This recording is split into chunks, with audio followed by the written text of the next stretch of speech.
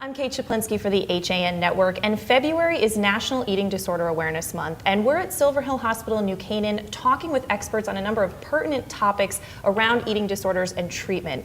And I'm joined today by Michaela Scully, who is a licensed clinical social worker at Silver Hill, and we're focusing today on eating disorders in the LGBTQ community. Michaela, so happy to have you. Thank you for having me. Now first, define what the LGBTQ community is. Yes, definitely. Not everybody is on the same page with that. So lesbian, gay, bisexual, transgender, queer, or questioning community is what that stands for. Questioning just means an individual who isn't certain if they are a sexual minority or a gender minority, and queer is a reclaimed term that can be used as an umbrella term, or it can be used for individuals who don't feel like they really fit within the boxes of the other terms. And it's also important to recognize that not everybody is represented in that acronym. There are many other different identities that people feel like more specifically describe who they are, but LGBTQ is pretty universally used and appropriate to use. So. Now let's talk about eating disorders. Are they more prevalent in the LGBTQ community than heterosexual? So first of all, we need a lot more research, a lot more research. But from the research we do have, in short, yes, yes. So for the highest level of eating disorders or eating disorder behavior that we know and have recorded is actually transgender individuals who are uncertain of their sexual orientation. Second, it would be the transgender community in general, and it's pretty equal with any sexual minority males. So males who identify as gay, bisexual, or something else. And after that, it's followed by women who are uncertain of their sexual orientation. And then after that, fourth is heterosexual cisgender women. So cisgender is just not transgender. So someone whose biological sex does coincide with their gender identity. So, I mean, I think for a long time we figured, just straight, white, heterosexual women were the people who struggle with eating disorders, but it's, even higher in the LGBT community, and it's just as high within the Black and Latino community. So after cisgender heterosexual women, it's sexual minority women after that, so anyone who's gay, bisexual, or something else. And after that, it would be cisgender heterosexual men after that. So. And what are the factors, there must be many different ones, but in that community that lead to more eating disorders? So that's an excellent question. There's a multiplicity of factors that contribute to anyone having an eating disorder, right? So biological, psychological, social, interpersonal, trauma. And the LGBTQ community have a very high rate of traumatic experiences and what we call minority stress. So there are multiple different factors that contribute to this idea of minority stress. So just even coming out, this concept of having to come out, that it's not normalized, that there are people who have different gender identities and different sexual orientations than the vast majority of people, and this fear of rejection. And it's a very real fear because people do very much get rejected.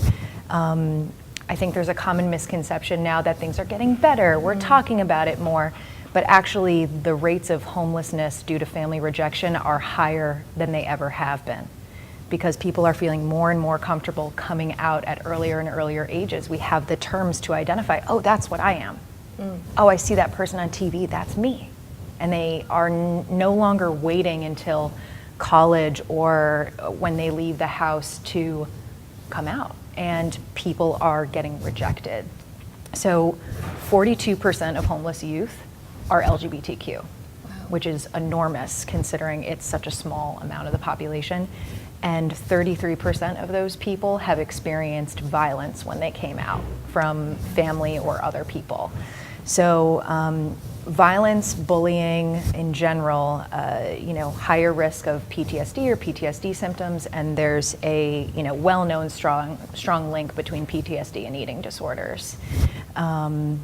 Discrimination in general, just this idea that I could, my self-worth could be lower in general, and then for someone to tell me that I'm not worthy of something, or my identity is not valid, when you're already experiencing a lot of confusion, it raises someone's risk. Also internalized homophobia or transphobia or biphobia, just this idea that like someone might believe that they're wrong. Mm-hmm. There's something about them is intrinsically wrong and defective, and to have other people say that as well. So to have all those factors, I mean, let's focus a little bit on family acceptance. Mm-hmm. And how important is that? And what kind of impact does that play? It has a direct effect. So as I said before about family rejection out of the home, I mean, even if someone isn't being kicked out of their home, just feeling like their family accepts them for exactly who they are is probably the number one protective factor against developing an eating disorder or developing any other kind of psychiatric complication, or addiction or other issues that someone might have. You can always find someone in the world who has a problem with the LGBTQ community, but if your family supports you, if people who are important to you really can get it and understand it or try to understand it, it's a tremendous protective factor. Some people end up having to develop second families. The community is a really important piece because there are some family members who just will never be able to do that. But connecting with community is a huge protective factor as well. And then just working to normalize the LGBTQ community, even though it's a smaller community than the heterosexual or the cisgender community, it's seeing that it's just as valid. Yeah. And I think that's an important message for families and friends of someone Yes. that might be in that community to just kind of take that in and know how big an impact they could have on that person's life. Mm-hmm. Now, are there a higher number of specific eating disorders in that community? So it depends on what the ideals tend to be of specific communities. So for example, the gay male community has a really high propensity for having these ideals of thinness and leanness. So they have a higher likelihood of symptoms of anorexia or restricting. The LGBT community in general has higher rates of eating disorder behaviors. So binging, purging, using laxatives, restricting in general, but specific populations have different types of body image ideals that are totally different. So for example, the cisgender heterosexual male, actually their eating disorders tend to look a little bit more towards gaining unnecessary muscle that's not medically necessary, whereas gay men tend to go to the leaner route and trying to be leaner just because of what the ideals are in each community. Right. And also the transgender community, there's some evidence that transgender people are looking to minimize secondary sex characteristics.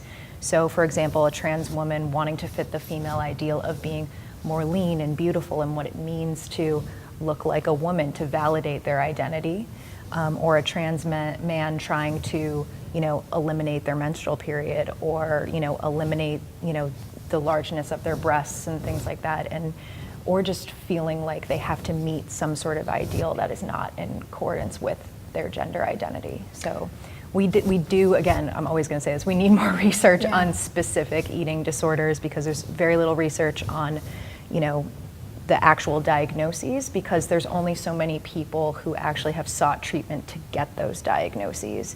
So we have more information on behaviors.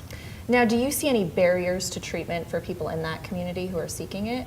Oh, definitely. So there's a lot of work that needs to be done on getting more treatment for the LGBTQ community. So on the one hand, we need to have eating disorder practitioners be very understanding and knowledgeable about what specific issues the LGBTQ community is dealing with when they come into treatment. And it's not just, a person looking up a facility that they know is LGBTQ friendly or anything like that. Plenty of people come into treatment having no idea they're in the LGBT community, and practitioners should be able to know how to receive that if they're finally in a safe space and can discuss these feelings. It shouldn't have to be like there are specific places that just know how to deal with this population, because it's huge. It's a tremendous amount of people that are struggling, so I think everywhere should really be knowledgeable about that. And then also the community resources for LGBT people, first of all, there aren't enough, but the community resources that do exist might not recognize when someone's experiencing symptoms of eating disorders and where to refer them. So it's kind of twofold in that regard. Eating disorder practitioners needing to have more LGBTQ knowledge, and community resources knowing where to send people for treatment. All right, so I'm hearing more resources, more research. That's what we need. Yes, All right, absolutely. Well, Mikhail, this is such a fascinating topic, really important information, and I thank you so much for joining us. Yeah, thank you so much for having me. All right, and if you want to find out more about our month-long partnership with Silver Hill Hospital, visit our website, han.network.